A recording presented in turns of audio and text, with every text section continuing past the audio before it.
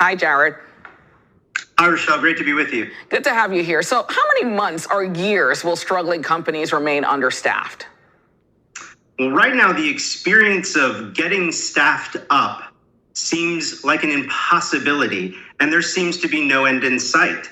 Return to office strategies differ from industry to industry, and even then from company to company. And policies for returning to office continue to change and fluctuate with the evolution of the virus, making it very difficult to both retain and attract new employees. So let's talk about these employees, because I'm curious about what percentage of people are really leaving companies now to start their own businesses after leaving that 9 to 5.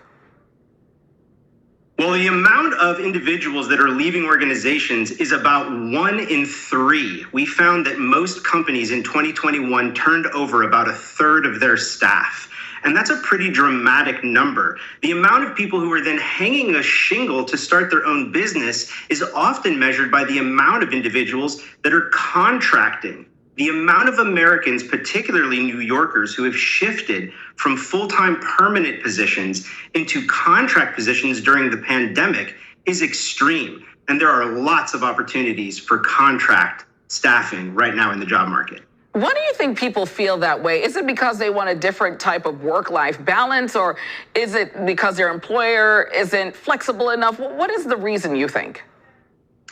A lot of it has to do with employer flexibility. The bottom line in New York City right now is that there is a battle between the employer's return to office, vaccine and/or mask mandate policies versus the job seekers' desire for work from home flexibility and/or fear for health and safety. This has created a stalemate situation for most of the open headcount throughout New York City. And it isn't just limited to hospitality, despite them having lost over 100,000 jobs. This is affecting the less talked about markets like finance, law, tech, business. And when one employee leaves, and another one gets hired, another employee resigns and is out the door.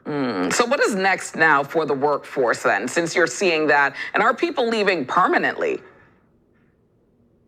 Some people are leaving permanently, but I think what we're seeing right now is a resistance to follow certain mandates that employers are requiring as conditions of employment.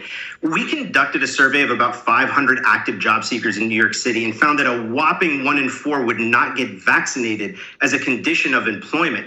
Additionally, what's happening now with remote employment is that New York companies, they may not require you to be in an office, though they may eventually desire you to be in an office, are now competing against employers from outside the city and outside the state that are poaching New York City talent by offering fully remote jobs that were not available to New Yorkers prior to the pandemic. So until we find some sort of normalcy between what employers want and what employees want, we'll continue to have challenges filling all these positions. All right, I want to end with this question. How can job seekers use this to their advantage?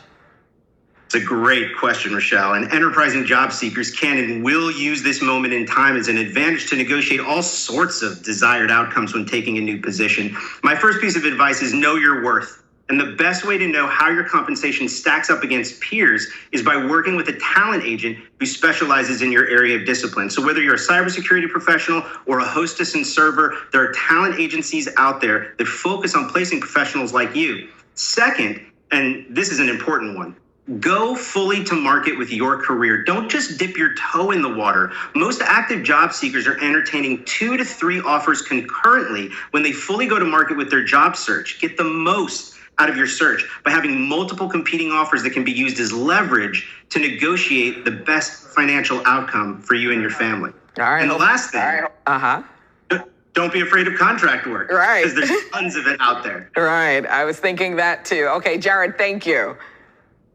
Great to be with you.